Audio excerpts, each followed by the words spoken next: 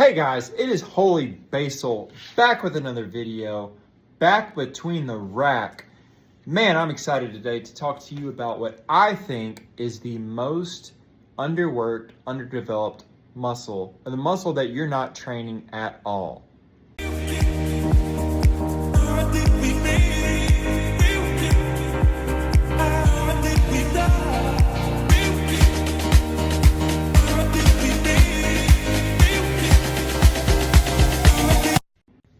Today I'm bringing the energy, I am bringing the rush because I've got caffeine in my system and it's absolutely fantastic. It just blows up and it feels different. It feels fantastic. Now, most people would talk about one of three different muscle groups that is either underdeveloped or not trained at all, and that would be neck, forearms, and calves.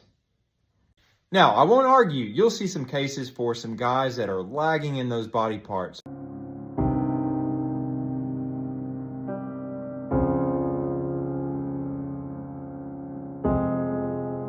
For me, I'm lagging everywhere, so it doesn't even matter. Excuse me.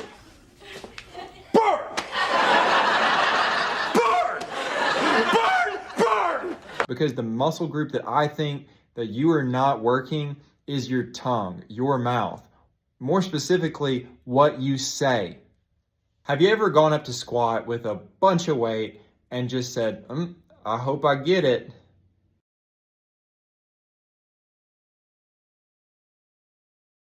Well,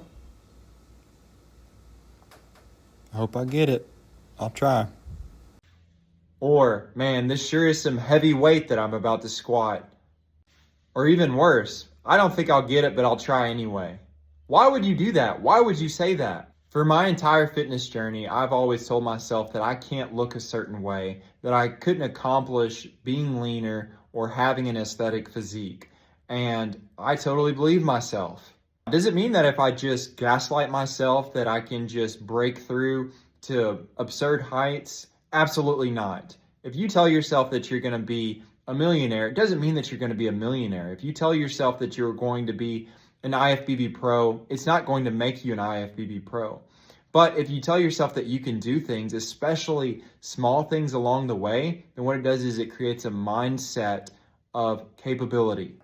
You understand what I'm saying here, fellas? It's about the little things. It doesn't matter what it is you do. You grab something and you freaking smash it. You understand what I'm saying? This freaking is the next level, guys. I am freaking back! Just think about Ronnie Coleman and the way that he trained. I know it's kind of a meme, but that's the way that we should be. Yeah,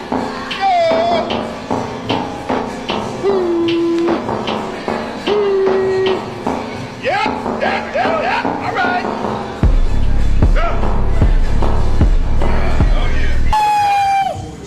Everybody want to be a bodybuilder. Right. Don't nobody want to lift this heavy.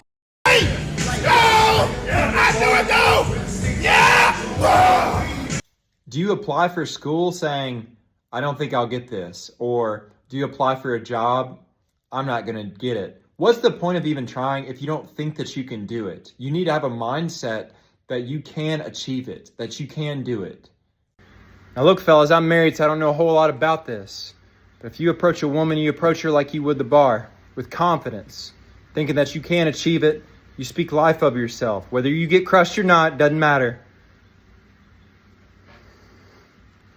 Now, I've said this before, but I'm no prosperity preacher.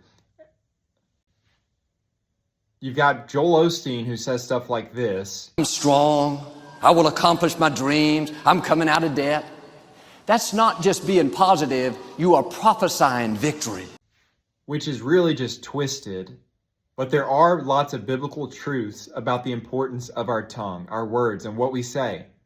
Proverbs 18:21 says, life and death are in the power of the tongue, and those who love it will eat of its fruit. And the way I think about fruit is, you've got good fruit and you've got bad fruit. I remember my dad bought these coconuts one time from Walmart, and he was too stubborn to return them that he ate the soured coconuts, and he got sick. Wouldn't he have been so much better off if he just returned them and got the fresh fruit? Who enjoys nasty fruit? Like, that's disgusting. Jesus notes how important our words are in Matthew 15 when he talks about it's not what goes into our mouth that defiles us, because they were so concerned about eating tradition. And he says it's what comes out of our mouth, because that comes from our very heart. If you say something frequently, you probably will believe it. If somebody's always joking about something, there might be some truth in that. Our words have so much power when we use them correctly to achieve great things. James 3:4 says, "Look at ships also. Though they are so great, are driven by strong winds, are still directed by a very small rudder wherever the inclination of the pilot desires." The same thing with our words. If there's something in your life that you want to achieve, start speaking like it. It's not going to make it happen. I don't believe in a manifest, because you still have to have that effort done. Your intentions, your actions really speak, but you've got to have those words. You've got to tell yourself that you can do it. And it's not just dealing with yourself, it's other people. So often is the world so negative and depressed. When I get to work, everybody says, "Oh, I'm tired. I can't wait to go home." Well, no duh. But what about when you start saying things like, "I'm glad to be here. I'm thankful. I hope today is a good day," or "I'm going to have a good day regardless." Cause you had a bad day, you're taking one down. I'm about to have a good day, no matter what they say. Does that mean that you're just going to have a good day? No, but it means that you're going to have a good day despite the outcome. You are speaking life over that day, even if death does occur. And when you start speaking differently, you're going to be set apart from the world. Ephesians 4:24 says, "Let no corrupting talk come out of your mouth, but only such as is good for building up as fits the occasion, that it may give grace to those who hear." People like to be encouraged. People like to hear good words. And it is such a breath of fresh air apart from gossip, slander, or negativity.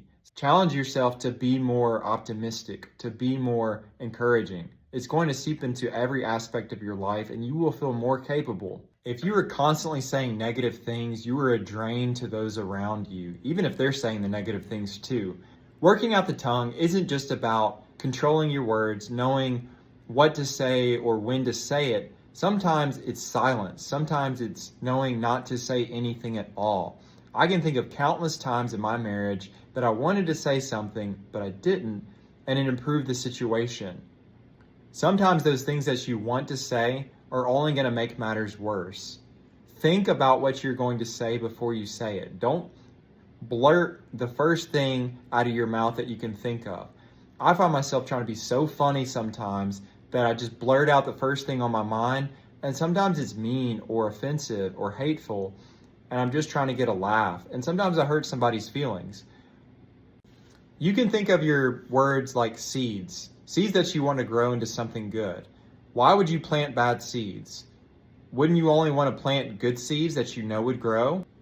If there's an area of your life where you don't think that you can accomplish something, whether that's a 315 bench, a 405 squat, a certain amount of leanness, or another lift, or doing a bodybuilding show, anything, start speaking like you can do it and align your actions with your words. Does it mean that it's magically going to happen? No, absolutely not. It might never happen. But why would you speak like it would never happen if it's something that you truly desire? That's just ridiculous. And lastly, I want to say it's not about just saying something. It's about actually believing what we say. And the most important thing that you can say is in Romans 10, verse 9. "If you confess with your mouth the Lord Jesus and believe in your heart that God has raised him from the dead, then you will be saved." But if you made it this far in the video, thank you for watching, and I'll see you in the next one. Listen to the girl. Please, please.